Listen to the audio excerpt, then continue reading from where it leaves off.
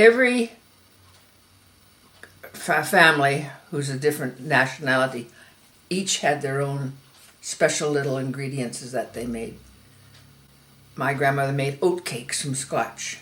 It's Christmas time, there's shortbread, Scotch, you know. Mm-hmm. So there's so many different... If you got a lot of ethnic groups together, that was one thing when I did the cookbook, I found that there was a lot of... No recipes the same.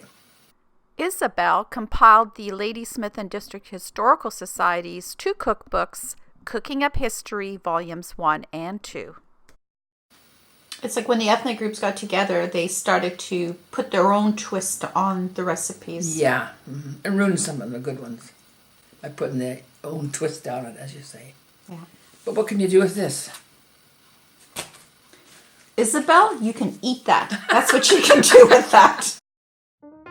So Len's family wasn't from here. It's your family that has their roots here. Mm-hmm. Okay. Len's family's from northern Alberta. Mm-hmm. And so his grandmother, you said, was Cree. Mm-hmm. Full-blooded Cree. His dad I think he was French. In fact, he was French, Gauthier. And then your family is Scotch and... My mother's was Scotch and Irish, and my father's First Nations and French. But his First Nations was Hulkamanium here from Galliano Island. For Isabelle, fried bread was a family tradition, often served in the household. The traditions of fry bread or bannock go back a long way. The story has it that fried bread was born out of despair in 1863 by the Navajos during the Long Walk when the Navajo were forced to relocate. Of all the foods associated with Indigenous people culture, fry bread has long been at the center. Now, from one end of the country to the other, from region to region, there are literally hundreds of variations on recipes. I mean, bread itself, you can take the ordinary basic white bread recipe from any cookbook and use it to make fried bread. Right. So it's not the recipe so much, it's the process.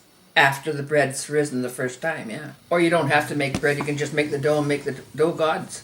Actually, they're called dough gods, fried bread, and you can make what they call, as I said, people were selling them at First Nations rendezvous and that, and they call them beaver tails, shaping them in the beaver tail. And then a lot of times, too, they didn't have butter. They would use a lot of lard and bacon fat. And when they made their bannock, they made it with bacon fat. Makes it, to die for, the bacon fat. Yeah. It's hard to describe the smell in here right now. It smells really warm and yeasty and comforting, and I want to bury my face in there. How long has that been sitting? 2 hours.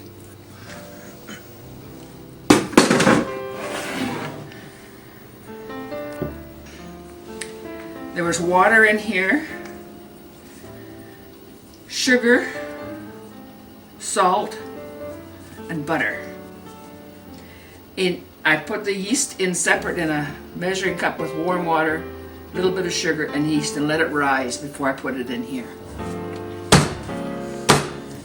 And what am I doing? I'm taking out the bubbles. Oh, I thought you were just angry at me. No, a lot of people just roll it open. Okay.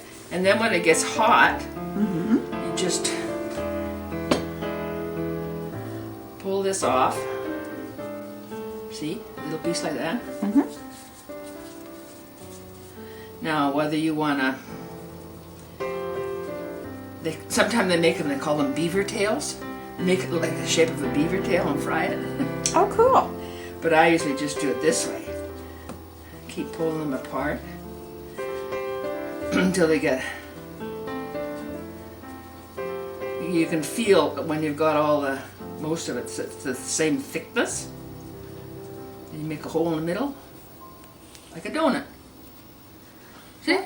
When the Metis have it, and they call them beaver tails. They sell them, make good money on them. There you go. When it starts to smoke, you want to drop that almost like a beaver tail, more like a donut. Well, that's the way we've made them. Yeah. A beaver tail would go like this, only bigger. Oh, okay. Oh, I think I know. And there's no hole in the beaver tail? There is no hole. And then you just prick them Right. to give them, so they don't bubble up too much. See, that's starting to cook now, friends. We used to have a lot of friends from up north, and they seemed to smell when I was making bread, because they'd pop in. Lynn would say, "Oh, you're just in time. My wife's going to make some bread, or got bread on the go. We'll have fried bread." Well, sometimes I never got too many loaves of bread. And then my grandson, he's married now. He would be about 9 years old, I guess. And I had leftover stuff. And he took it home. He took it to school. And he sold it for 2 bits a piece. I usually like to use mazola oil or any kind of oil. Any oil will do except car oil. So tell me a little bit, because you said this recipe came from Lynn's mom. Tell me a little bit about Lynn's mom and her background. Her mother was a full-blooded Cree. Lynn was raised quite a bit by his grandparents because his mother had TB and she was put in a sanitarium for a couple of years, and he had to go and live with his grandparents. And he learned a lot from his kokum, as they called her. They used to say kokum is grandma. Mm-hmm. Oh, look at that. So that is a golden brown. And it looks very light as you're flipping it. That looks beautiful. That's gorgeous. And then you said we're going to put some butter on it and some sugar. Or we can do jam. Huh? Or jam, whatever you want. Pass me the sugar there, please. And then eat. And then eat it. Isabelle's Metis and First Nations background has led her to this delicious treat. What's your favorite heritage food?